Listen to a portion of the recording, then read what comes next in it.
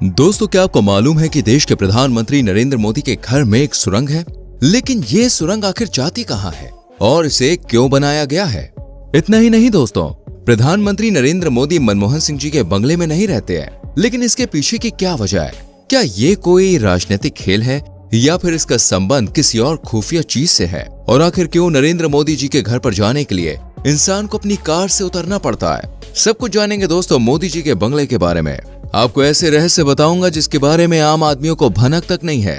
Friends, ये बात तो आप मानेंगे कि मोदी जी अब तक के सभी प्रधानमंत्रियों में सबसे अलग है। इनकी बहुत सी ऐसी चीजें हैं जो लोगों को इनका कायल बना देती है, फिर चाहे वो इनका काम करने का तरीका हो या फिर सिर्फ 4 घंटे की नींद लेकर योगा करने की आदत। लेकिन ये सब कुछ मोदी जी अकेले करते हैं? जी हाँ, प्रधानमंत्री नरेंद्र मोदी भारत के पहले ऐसे प्रधानमंत्री हैं जो प्रधानमंत्री आवास में बिल्कुल अकेले रहते हैं। इनके बंगले में परिवार का कोई भी सदस्य नहीं रहता। हालांकि कई बार प्रधानमंत्री की मां कुछ समय के लिए उनके पास रहने आई, लेकिन उन्हें मोदी जी के साथ रहना पसंद नहीं था और ये बात खुद मोदी जी ने कही है। आपको हम बता दें कि आज से पहले कभी भी ऐसा नहीं हुआ है कि प्रधानमंत्री आवास में कोई भी ना रहा हो, फिर चाहे वो अटल बिहारी वाजपेयी जी हो, नरसिम्हा राव जी हो या फिर मोरारजी देसाई जी हो। और पूर्व प्रधानमंत्री मनमोहन सिंह जी भी अपने परिवार के साथ प्रधानमंत्री आवास में रहा करते थे और यहाँ पर गांधी परिवार भी रहा है। दोस्तों, इन सभी का ठिकाना कहीं और नहीं बल्कि 7 रेस कोर्स रोड है, जिसे आज के समय में लोक कल्याण मार्ग के नाम से जाना जाता है। 12 एकड़ में फैला ये परिसर बहुत बड़ा है, जिसमें कुल 6 बड़े बड़े बंगले हैं और उन बंगलों की पहचान नाम से नहीं बल्कि नंबरों से की जाती है, जिसे एक के बाद एक छोड़कर रखा गया। यानी कि बंगला नंबर 1, बंगला नंबर 3, बंगला नंबर 5, बंगला नंबर 7, बंगला नंबर 9 और बंगला नंबर 11। इन सभी बंगलों का इस्तेमाल अलग अलग कामों के लिए होता है। अगर शुरुआत से बात करी जाए तो बंगलों के समूह में सबसे पहले अपना निवास किया राजीव गांधी जी ने, क्योंकि इससे पहले के जो प्रधानमंत्री रहे हैं, जैसे कि प्रथम प्रधानमंत्री जवाहरलाल नेहरू जी, वो त्रिमूर्ति भवन में रहा करते थे। जब उनकी मृत्यु हो गई तो उसे म्यूजियम में बदल दिया गया। नेहरू जी के बाद आते हैं लाल बहादुर शास्त्री जी। वो 10 जनपद में रहा करते थे, लेकिन जब वो गुजरे तो उसके एक हिस्से को म्यूजियम में बदल दिया गया, जिसे मोतीलाल नेहरू मार्ग के तौर पर आज जाना जाता है। और जो दूसरा उसका हिस्सा है उसे कांग्रेस पार्टी का दफ्तर बना दिया गया। आजकल ये सोनिया गांधी जी और उनके परिवार का घर है, जहां गांधी परिवार रहता है। शास्त्री जी के बाद प्रधानमंत्री की कुर्सी पर इंदिरा गांधी बैठती है और वो शुरू से ही सफदरजंग रोड पर रहा करती थी। और अपने इसी निवास स्थान से जब वो अकबर रोड पर जा रही थी, तभी बेरहमी से दोस्तों उनका कत्ल कर दिया गया और उनके बाद इस घर को भी म्यूजियम में बदल दिया गया, जिसे आज इंदिरा गांधी मेमोरियल कहा जाता है। फिर आते हैं राजीव गांधी जी, जो कि 7 रेस कोर्स रोड पर रहने के लिए आए। हालांकि इससे पहले के जो प्रधानमंत्री हुए हैं वो दिल्ली में ज्यादा नहीं रहते थे, इसलिए दोस्तों उनका कोई परमानेंट ठिकाना नहीं था। लेकिन राजीव गांधी जी को अपने पूरे परिवार के साथ यहाँ पर रहना था। पर जब राजीव गांधी जी की मृत्यु हुई तो कुर्सी पर बैठे वीपी सिंह, वो भी अपने परिवार के साथ 7 रेस कोर्स रोड पर रहे और उन्होंने ही यहाँ रहने के दौरान 30 मई 1990 को एक कानून बनाया कि बंगलों का ये जो समूह है अब ये हमेशा के लिए प्रधानमंत्री का आवास होगा। जो कोई भी प्रधानमंत्री की कुर्सी पर बैठेगा वो यहीं पर रहेगा। बंगले के इतिहास भूगोल के बारे में तो दोस्तों बहुत सी बातें हमने कर ली। अब जरा बंगले के अंदर झांक कर देखते हैं कि भैया इसके अंदर ऐसा क्या है कि इस जगह को देश के सबसे जरूरी इंसान का निवास स्थान बनाया गया है। वही वैसे तो बंगले के अंदर एग्जैक्टली कब क्या कौन सी चीज है ये तो आपको कोई भी नहीं बताएगा। यहाँ तक कि अगर आप बंगले के अंदर घुस भी जाते हैं ना, तब भी आपको बंगले की एक एक बारीकी नहीं पता चल पाएगी, क्योंकि ये सिक्योरिटी का मामला है। लेकिन हाँ दोस्तों, कुछ ऐसी जानकारियां हैं जिन्हें अखबारों में या फिर किताबों में लोगों के सामने जाहिर किया गया है, जिसके बारे में बहुत ही कम लोग जानते हैं। और इन किताबों से ही प्रधानमंत्री नरेंद्र मोदी के बंगले के बारे में काफी कुछ पता चलता है। पहली बात तो 7 रेस कोर्स रोड पर जो बंगले हैं दोस्तों, उन्हें रॉबर्ट टी रसल ने डिजाइन किया था, जो नई दिल्ली को डिजाइन करने वाले आर्किटेक्ट एडवर्ड लुटियन के चेले थे।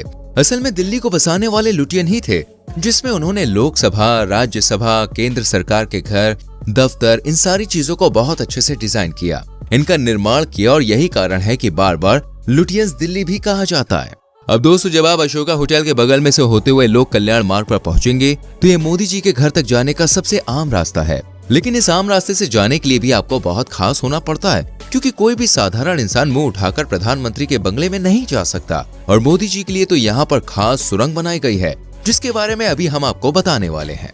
लेकिन फ्रेंड्स, उससे पहले कि हम बंगलों के बारे में बात करें तो जैसे ही आप यहाँ पे दाखिल होंगे तो सबसे पहले 9 नंबर का बंगला आता है। यहाँ पर प्रधानमंत्री और उनके परिवार वालों की सुरक्षा करने वाले एसपीजी कमांडो रहते हैं, यानी कि स्पेशल प्रोटेक्शन ग्रुप, जिन्हें खास तौर पर प्रधानमंत्रियों की सुरक्षा के लिए बनाया गया था। और राजीव गांधी जी की हत्या के बाद ये भी तय किया गया कि जो पूर्व प्रधानमंत्री होंगे उनकी सुरक्षा भी एसपीजी कमांडो ही करेंगे। और यही कमांडोज हर उस मेहमान की अगवानी करते हैं जो प्रधानमंत्री के आवास में जाता है, जहां पहले तो ये लोग मेहमानों को रोकते हैं और उनकी कार किनारे लगवा दी जाती है।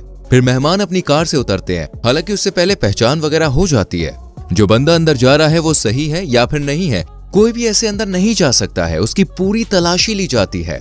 हर एक चीज की दोस्तों बहुत अच्छे से जांच होती है। तब कहीं जाकर एसपीजी कमांडो उन्हें अपनी गाड़ियों में बैठाते हैं और फिर अपनी ही गाड़ी में मेहमानों को अंदर लेकर जाते हैं। ये तो हुआ नंबर 9 का बंगला। फिर आता है नंबर 7 का बंगला। इसी के नाम पर प्रधानमंत्री का घर पहले 7 रेस कोर्स रोड कहलाता था।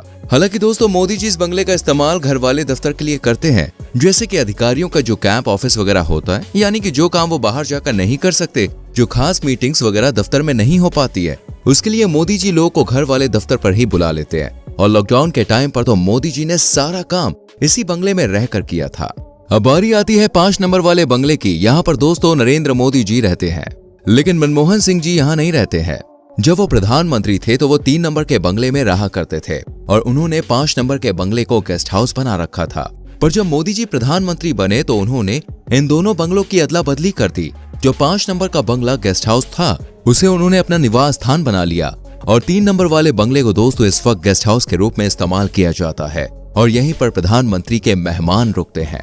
वैसे अब कई लोग ये भी सोचते हैं कि मोदी जी तो 5 नंबर के बंगले में रहते हैं, उनका दफ्तर 7 नंबर के बंगले में है, तो क्या वो इन दोनों बंगलों की दूरी चलकर तय करते हैं या फिर गाड़ी में बैठकर इधर से उधर जाते हैं? तो दोस्तों इन दोनों में से एक भी चीज नहीं करी जाती है, क्योंकि ये ग्लास ट्यूब बना है। जी हाँ, उसी ग्लास ट्यूब के सहारे प्रधानमंत्री 5 नंबर के बंगले से फटाफट 7 नंबर के बंगले में पहुंच जाते हैं और किसी को पता भी नहीं चलता।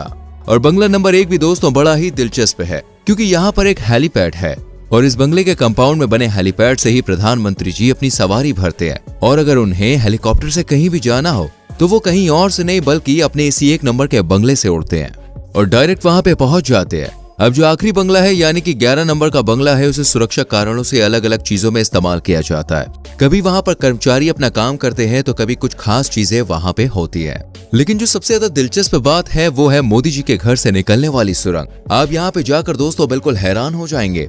इस सुरंग को तब बनवाने का फैसला किया गया था जब मनमोहन सिंह जी प्रधानमंत्री थे, ताकि सुरक्षा कारणों से ट्रैफिक समय की बचत हो और साथ ही और भी चीजों से प्रधानमंत्री को बचाया जा सके और वो बहुत ही खुफिया तरीके से बंगले से निकल सके। इसलिए इस बंगले को बनाने की योजना शुरू करी गई। 2000 में दोस्तों सुरंग का काम भी शुरू हो गया था, लेकिन इस सुरंग को बनते बनते साल 2014 हो गया और जब ये सुरंग बन के तैयार हुई तो मनमोहन सिंह जी का दूसरा कार्यकाल भी पूरा हो गया था।